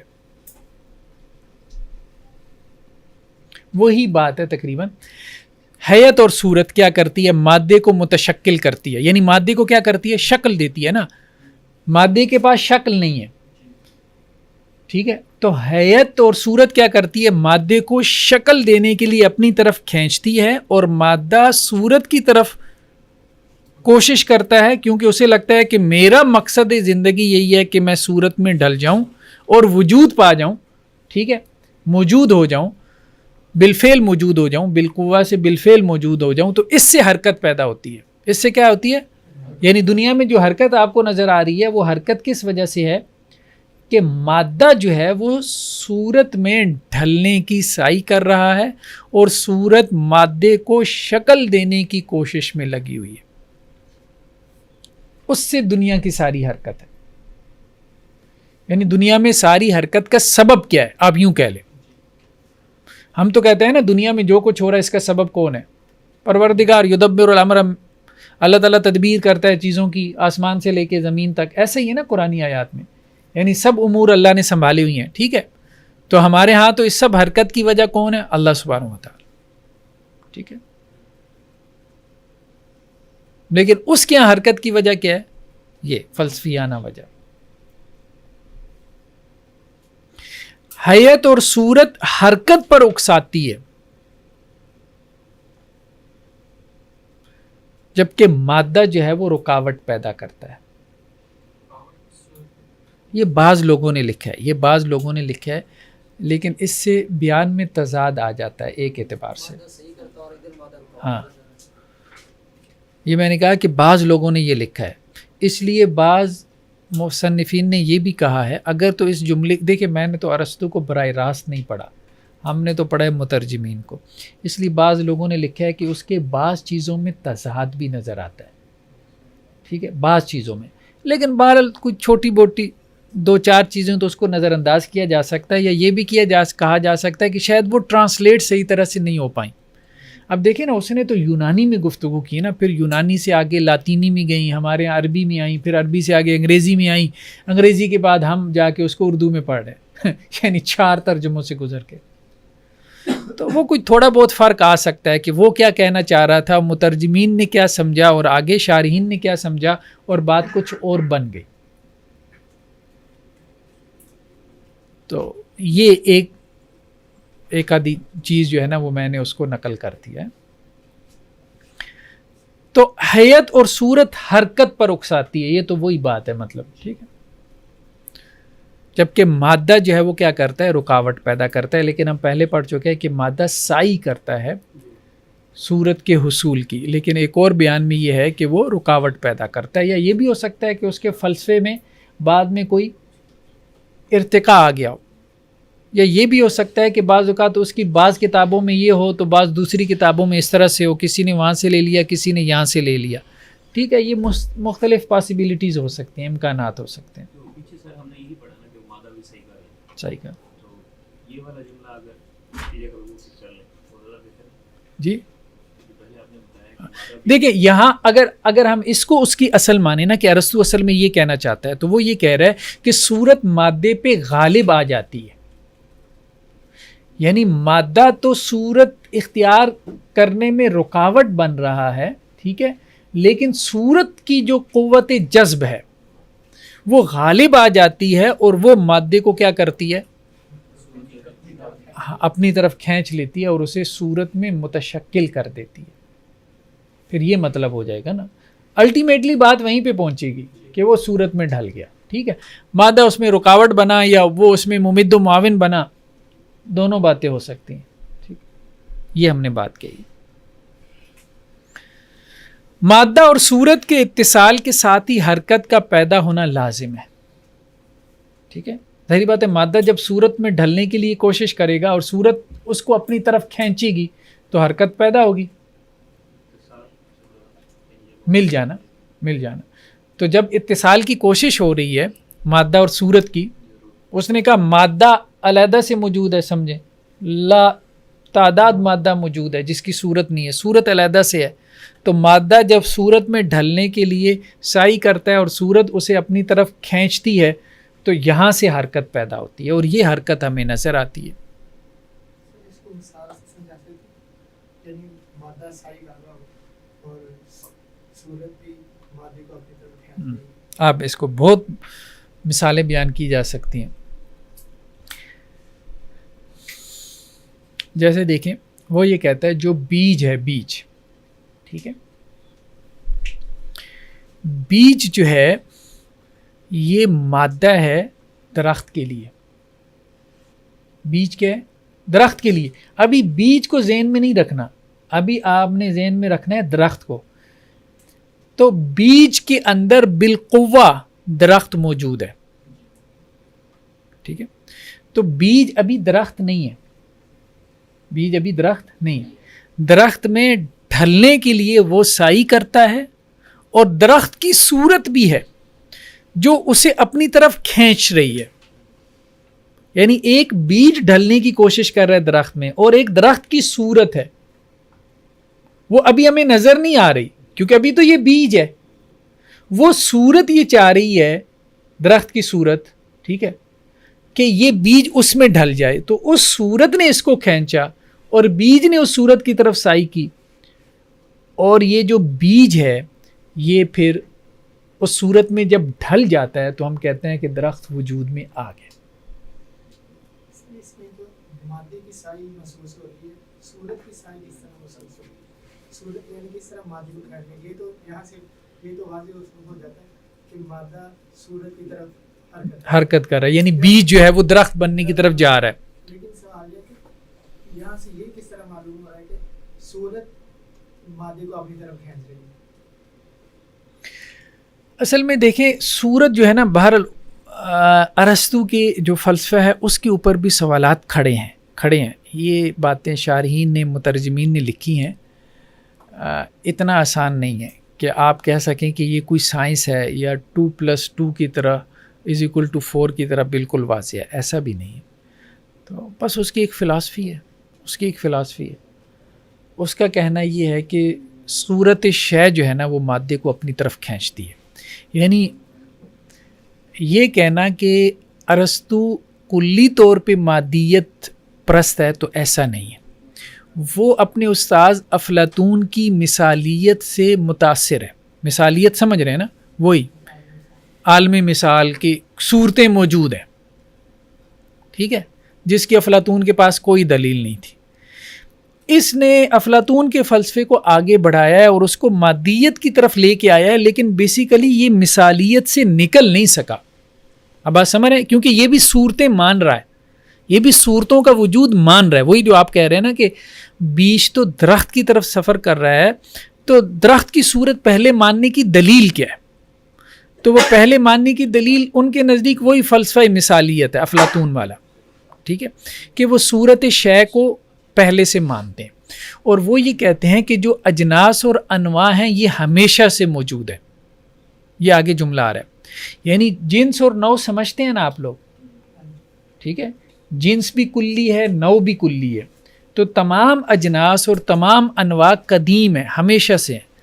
उनके जो अफराद हैं वो क्या हैं? वो हादिस है। यानी दरख्त की जो सूरत है ना, दरख्त की एक सूरत होती है ना, वो सूरत तो दरख्त से ही हमें मालूम हुई। अभी आप दरख्त को दरमियान में से निकाल लें तो वो ये कहता है दुनिया में जब कोई दरख्त, मिसाल के तौर पे जब कोई दरख्त नहीं था तब भी सूरत मौजूद थी, क्योंकि सूरत थी तभी तो मादा सूरत में ढला है। अगर सूरत नहीं थी तो मादा किस में ढला है? बेसूरती में नहीं। तो वो कहता है कि नहीं, सूरत थी, यानी सूरत से मुराद वो ये ले रहा है कि नौ जिन्स, यानी दरख्त की सूरत। इस दरख्त की सूरत नहीं, इस दरख्त की सूरत उसका इख्तिसास है। अब ये बात समझें, दोनों में फ़र्क है। एक है दरख्त की सूरत, दरख्त एक जिन्स है, उसकी सूरत की बात कर रहा है कि वो मौजूद है जो उस बीज को अपनी तरफ खींच रही है। वो ये नहीं कह रहा कि इस दरख्त की सूरत, वो नौए सूरत की बात कर रहा है। भारी तो नहीं होगी बात?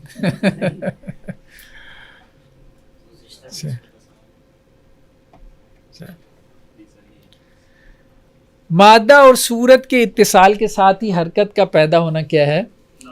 लाजिम है। अब बादाम शदाम खाना शुरू करें हैं। जी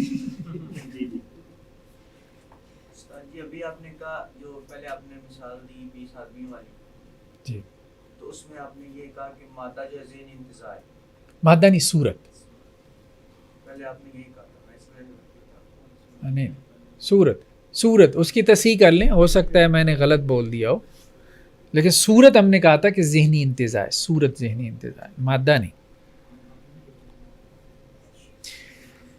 मादा भी कदीम है, सूरत भी कदीम है। अब ये इसका जुमला बहुत अहम है। मादा भी कदीम है, सूरत भी कदीम है। कदीम का मतलब क्या है? अज़ल से, ठीक है। उनका ताल्लुक भी कदीम है, हरकत भी कदीम है, अज़ल से चल रहा है। जब से मादा है तब से सूरत है, जब से मादा है तब से मादा सूरत में ढलने की साई में लगा है और सूरत मादे को अपनी तरफ खींच रही है और उससे हरकत पैदा हो रही है। यानी वो जो आप बात कर रहे थे ना कि एक ख़ास वक़्त में, तो वो ये कहता है कि ये अज़ल से है। यानी अभी वो नौ और जिन्स की बात कर रहा है, फ़र्द की बात नहीं कर रहा। फ़र्द तो जाहिर बात है हादिस ही है ना, उसको तो वो कह रहा है कि फ़र्द तो मादा है, वो तो इख्तिसास है, वो तो करप्ट हो जाएगा, वो तो ख़त्म हो जाएगा। لیکن نو انسان وہ کہتا ہے ہمیشہ سے ہے، انسان کی صورت ہمیشہ سے ہے، مادہ بھی ہمیشہ سے تھا جو انسان بننے کی کوشش میں تھا، اور انسان کی صورت ہمیشہ سے اس مادے کو اپنی طرف کھینچ رہی تھی. ہمیشہ سے انسان ہے، ہمیشہ سے انسان رہے گا، ہمیشہ تک رہے گا.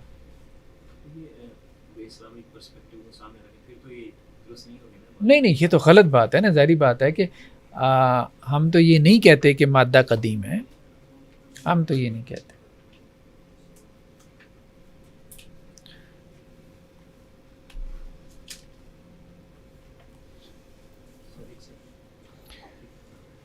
ہاں پکچر لے لیں. استاد جی اگر رستو آج آ جائے تو اپنی باتوں پہ قائم رہے گا. آج تو خیر مشکل ہو جائے گا، کیونکہ یہ جو ہے نا ابھی آپ سائنس کے دور میں رہ رہے ہیں، اب فلسفے کا دور نہیں رہ گیا. آج کسی زمانے میں جو ہے نا فلسفیوں کو لوگ پیغمبروں کا درجہ دیتے تھے، اب وہی درجہ سائنسدانوں کو دینا شروع ہو گیا. سر آج کل کے دور میں جس طرح لوگ سائنسی چیزوں کو اہمیت دیتے ہیں، اس دور میں فلسفے کو اہمیت دیتے ہیں. اس دور میں فلسفے کو دیتے تھے. آج جیسے سائنس کو اہمیت دی جاتی ہے، سائنس کے بارے میں بھی ہم انشاءاللہ پڑھیں گے، اس کی گہرائی میں بھی جائیں گے ہم. ٹھیک ہے، اس کی فکری اور نظریاتی باتیں. فلسفے کی بنسبت سائنس سے چیز کو ثابت کرنا یا چیز کو سمجھنا یہ زیادہ آسان ہے. نہیں، یہ ابھی تک آپ یوں سمجھیں کہ ایک خیال ہے. اس خیال پہ ہم ڈسکس کریں گے انشاءاللہ. سائنس میں تو مادے کے اوپر باقاعدہ اس کو محسوسات کے ساتھ بات ہوتی ہے، لیکن فلسفے میں نہیں، وہ وہی کہہ رہا ہوں نا، جب ہم پڑھیں گے پھر انشاءاللہ گفتگو کریں گے. ٹھیک ہے. حقیقت کیا ہے؟ وہ کہتے ہیں حقیقت 3 چیزوں کا نام ہے. ٹھیک ہے، اب 3 چیزیں ہو گئیں، مادہ، صورت اور حرکت سے مل کر مکمل ہوتی ہے. ٹھیک ہے، درمیان میں حرکت بھی آ گئی، مادہ، صورت پلس حرکت. ٹھیک ہے، مادے کی صورت کی طرف حرکت یا صورت کا مادے کو اپنی طرف حرکت دینا، کہ جن کا الگ الگ کوئی وجود نہیں ہے. غضب ڈھاتا ہے وہ ہے، اب وہ کہتا ہے الگ الگ کوئی وجود نہیں ہے ان کا.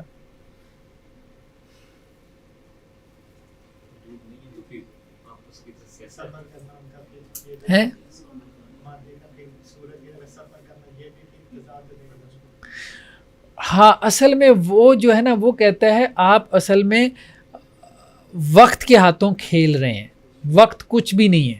یہ ساری باتیں جو آپ کو میری سمجھ میں نہیں آ رہی، وہ اصل میں آپ کے دماغ میں جو ایک وقت کا کانسیپٹ ہے نا، آگے اور پیچھے جو بنا رہا ہے، ماضی، حال، مستقبل، وہ اصل میں کرپٹڈ کانسیپٹ ہے، وہ آگے چل کے آ رہا ہے. وہ کہتا ہے وقت کوئی چیز نہیں ہے، سب آنے واحد میں ہے، سب آنے واحد میں ہے. یعنی اس نے کہا نا مادہ بھی قدیم ہے، صورت بھی قدیم ہے، حرکت بھی قدیم ہے. ٹھیک ہے، تو حقیقت بھی کیا ہے؟ قدیم ہو گئی. یعنی جب سے مادہ ہے تب سے وہ صورت میں ڈھلنے کی کوشش کر رہا ہے، اور تب سے وہ صورت میں ڈھلی جا رہا ہے، جب سے ہے.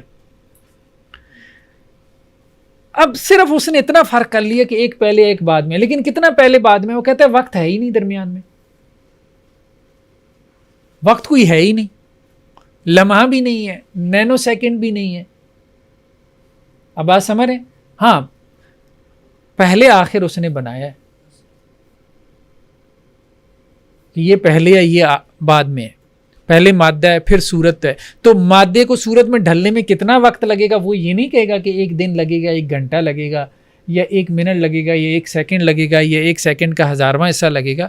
وہ کہے گا وقت کو درمیان میں نہ لے کے آؤ، جب سے مادہ ہے تب سے صورت ہے، بس بات ختم. لیکن مادہ پہلے ہے، صورت بعد میں. یعنی اس نے تصور تو دے دیا ہے لیکن پریکٹیکل طور پہ اس چیز کو تسلیم نہیں کر رہا، وہ درمیان میں وقت کو مائنس کر رہا ہے. بس ایسے ہو گیا وقت کوئی نہیں. وقت درمیان آپ یوں سمجھ لیں کہ وہ یہ کہتا ہے کہ یہ ہوا ہے 1 سیکنڈ کے کھربویں حصے میں، مثال کے طور پہ. یعنی مادہ جو ہے وہ صورت میں ڈھل گیا ہے، کتنا وقت لگا ہے درمیان میں؟ 1 سیکنڈ کا کھربواں حصہ. تو آپ کیا کہیں گے؟ کوئی وقت ہے؟ وہ یہ بھی نہیں مانتا، وہ کہتا ہے یہ بھی بڑی بڑی چیز ہوگی. فوری کہہ لیں، بس ہو گیا، بس اسی وقت ہی ہو گیا، اکٹھا نہیں کہتا. ہاں، وہ یہ کہتا ہے کہ وہ پہلے ہے. کتنا پہلے ہے؟ وہ بس پہلے ہے، بس ٹھیک ہے. اس کے لیے لمحے کا لفظ بھی استعمال نہ کرے نا. وہ کہتا ہے لمحہ بھی بہت بڑی چیز ہے, اتنی بھی دیر نہ لگائیں. ٹھیک ہے, بات سمجھ رہے ہیں. لیکن یہ ہے کہ منطقی اعتبار سے اس کو پہلے مان رہا ہے مادے کو, منطقی اعتبار سے, وقت کے اعتبار سے نہیں مانتا. اب بات سمجھ, وقت کے اعتبار سے نہیں مانتا, وہ منطقی اعتبار سے پہلے مانتا ہے. تو میں نے آپ کو کہا کہ آپ اپنے ذہن کو سمجھانے کے لیے یوں سمجھ لیں کہ وہ یہ کہتا ہے کہ مادہ جو ہے وہ ایک جو ہے وہ سیکنڈ کے کھربویں حصے پہلے ہے.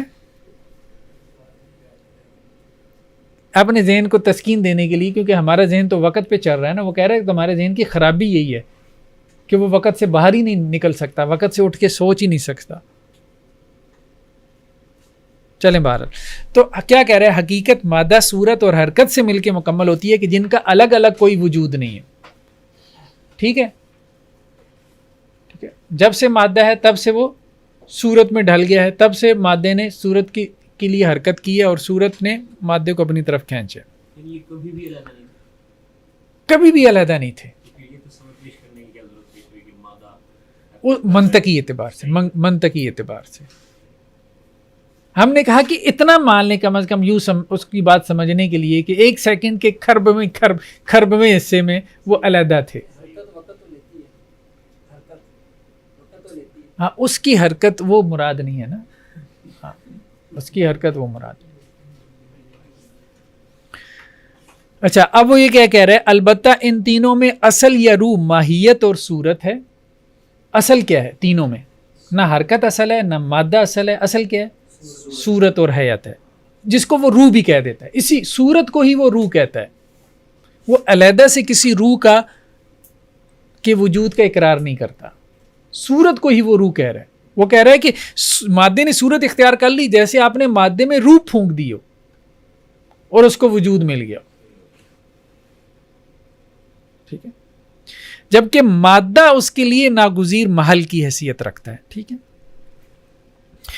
جہاں کہیں حرکت ہو وہاں اشیاء کا بالقوہ سے بالفعل وجود میں آنا لازم ہے. اور یہ اب وہ خدا کی طرف جا رہا ہے. وہ ارسطو اپنے خدا کو ڈیفائن کر رہا ہے کہ اس کے نزدیک خدا کیا ہے. ٹھیک ہے, الہیات اور اس کی مابعد الطبیعات میں سب سے بڑا کوشچن یہی ہے نا کہ خدا کون ہے, کریٹر کون ہے, کس نے یہ سب پیدا کیا. ٹھیک ہے, تو اب اس کی طرف جا رہا ہے, اس کو فلسفیانہ انداز میں وہ ڈیفائن کرے گا خدا کو. کیا کہہ رہا ہے, جہاں کہیں حرکت ہو وہاں اشیاء کا بالقوہ سے بالفعل وجود میں آنا لازم ہے. ٹھیک ہے, حرکت میں کیا ہے, حرکت اس لیے ہو رہی ہے نا کہ ایک چیز بالقوہ تھی تو وہ بالفعل ہونے کے لیے کیا کر رہی ہے, حرکت کر رہی ہے. اور یہ تغیر ہے, تغیر ہی ہو رہا ہے نا. ایک چیز بالقوہ سے بالفعل کی طرف حرکت کر رہی ہے تو تغیر آ رہا ہے. ٹھیک ہے, مادہ صورت میں ڈھل رہا ہے. ہاں, متغیر ہو رہی ہے نا, تغیر آ رہا ہے. ٹھیک ہے, اور صرف غیر مادی وجود ہی غیر متغیر اور غیر متحرک ہو سکتا ہے. وجود دو ہیں, ایک مادی ہے, مادی تو یہ ساری کائنات ہے. تو اب پہلے اس نے ڈیفائن کیا کہ کائنات کیسے وجود میں آئی, ابھی وہ ڈیفائن کرے گا کہ خدا کیسے وجود میں آیا. یعنی وجود دو قسم کا ہے نا, ایک کائنات کا اور دوسرا خدا کا. اس میں وہ فرق کر رہا ہے, اس میں وہ کیا کر رہا ہے, فرق کر رہا ہے. اس نے دو وجود بنائے, کائنات کا بھی اور خدا کا بھی. ابھی تک وہ کائنات کی وجود کی بات کر رہا ہے کہ مادہ کیا کرتا ہے, صورت میں ڈلنے کی کوشش کر, اس سے حرکت پیدا ہوتی ہے اور بالقوہ سے بالفعل کی طرف جانا, یہی تغیر ہے. ٹھیک ہے, تو اس نے کہا یہ چونکہ مادی وجود ہے نا, تو مادی وجود میں تغیر ہوتا ہے, اس میں تغیر ہوتا ہے. لیکن غیر مادی وجود جو ہے وہ غیر متغیر ہوگا اور غیر متحرک بھی ہوگا, کیونکہ حرکت بھی کیا ہے, تغیر ہے نا, حرکت بھی تغیر ہے. تو اس نے کہا کہ اب خدا کو وہ غیر مادی وجود کہتا ہے. تو اس لیے وہ کہتا ہے کہ وہ خدا کے کیس میں ایسا نہیں ہے کہ پہلے مادہ ہے اور وہ صورت میں ڈھلا ہے. اس لیے وہ خدا کے کیس میں کہتے ہیں مادہ ہے ہی نہیں, صرف صورت ہے. ہاں, خدا کے کیس میں وہ کہتا ہے کہ وہ صرف صورت ہے, وہاں مادہ نہیں ہے. تو جب صرف صورت ہے تو اب وہاں تغیر بھی نہیں ہے اور حرکت بھی نہیں ہے، کیونکہ حرکت تو ساری پیدا ہوئی ہے مادے کی صورت کی طرف. تو سب سے پہلے صرف صورت ہے، سب سے پہلے صرف صورت ہے. اب ہم آہستہ آہستہ اس کی بحث کو کھول رہے ہیں نا، اور آگے چلتے ہیں. سر یہ نظریہ ٹھیک ہے، یہ جو بیان کیا سر کائنات نہیں سر یہ پیچھے اس طرح نہیں، مادے اور غیر مادے میں اس نے مشترک چیز صورت رکھی ہے کہ صورت مشترک ہے ان دونوں میں. ہاں صورت مشترک ایسا ہی ہے. خدا کو کس سینس میں لکھنا ہے؟ آگے آ رہے ہیں وہ خود کھولے گا. حرکت کی علت اولا غیر متحرک ہے کہ اس میں حرکت نہیں ہے. دیکھیں ہاں آخری لائن تھی کیا چیز؟ مادی وجود تو متغیر ہوگا نا اور متحرک ہوگا. غیر مادی وجود جو ہے مادہ ہے ہی نہیں، تو حرکت پیدا کس سے ہوتی ہے؟ مادے کی صورت کی طرف. تو غیر مادی وجود کیا ہے؟ جو صرف صورت ہے، اس کو وہ غیر مادی وجود کہہ رہا ہے. مادی وجود کیا ہے؟ جو مادہ پلس صورت ہے. ٹھیک ہے، تو غیر مادی وجود کے بارے میں وہ کہتا ہے کہ وہ غیر متغیر ہے اور غیر متحرک ہے. ٹھیک ہے، اب وہ اگلی بات جو کہہ رہا ہے کہ حرکت کی علت اولا غیر متحرک ہے. یعنی یہ پورا نظام جو ہے ہماری اس دنیا کا، یہ اسباب و علل پہ کھڑا ہے، کاز اینڈ ایفیکٹ پہ. ٹھیک ہے، زید نے حامد کو قتل کر دیا، کیوں؟ کیونکہ حامد نے اسے گالی دی تھی. تو گالی کیا ہے؟ علت ہے کس کی؟ قتل کرنے کی. ٹھیک ہے، حامد کو جو ہے مطلب زید نے حامد کو قتل کیا، تو اب علت کیا تھی؟ حامد کا گالی دینا. اب زید کو پھانسی چڑھا دیا گیا. ٹھیک ہے، تو زید کے پھانسی چڑھنے کی علت کیا ہے؟ قتل کرنا. ٹھیک ہے، زید مر گیا، زید کے مرنے کی علت کیا ہے؟ پھانسی چڑھنا. چل سو چل ہے. تو اسباب و علل کے اوپر یہ دنیا کیا ہے؟ کھڑی ہے.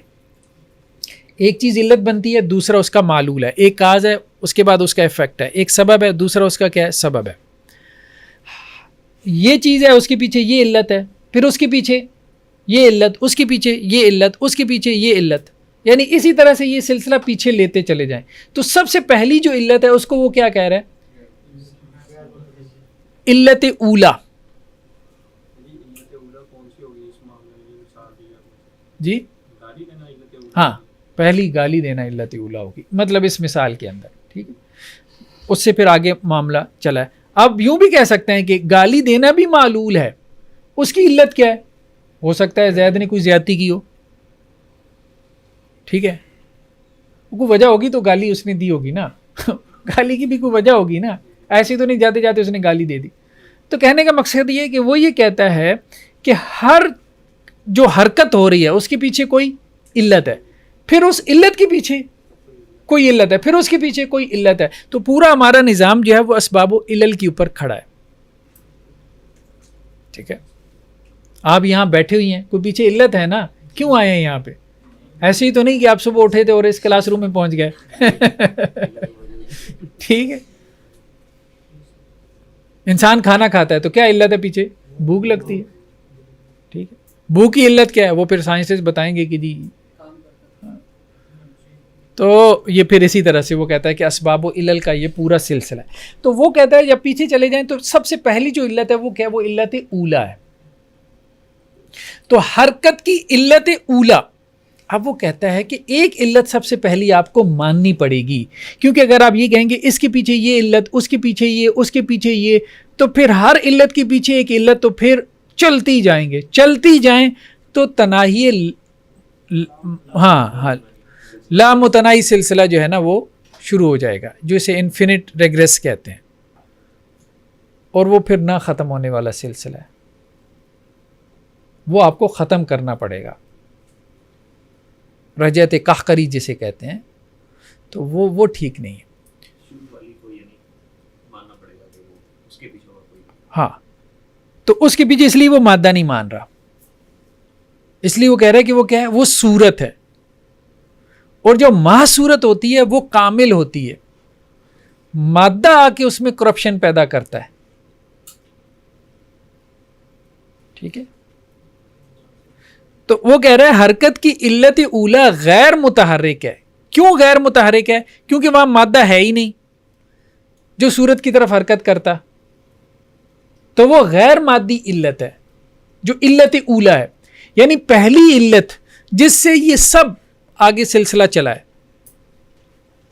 او یار وہ تو آپ نے وہ سنی ہوگی نا وہ کہانی, وہ شیطان کو کسی نے کہا نا کہ تم لڑائی کیوں کرواتے ہو لوگوں میں, ٹھیک ہے, تو اس نے کہا میں تو لڑائی نہیں کرواتا, میں تو صرف شہد لگاتا ہوں. اس نے کہا یہ کیا بات ہوئی؟ اس نے کہا ادھر آؤ, بازار میں اس کو لے گیا, تو وہ ایک دکان پہ کھڑا ہو گیا اس بندے کو لے کے شیطان, اور اس نے کیا کیا کہ وہاں وہ شہد بیچ رہا تھا, تو اس نے تھوڑا سا شہد اس سے لیا, انگلی پہ لگایا اور دیوار پہ لگا دیا. جب وہ شہد دیوار پہ لگایا تو اس کے اوپر تھوڑی دیر بعد مکھی آ کے بیٹھی. ظاہری بات ہے, مکھی کی بیٹھنے کی علت کیا ہے؟ شہد ہے.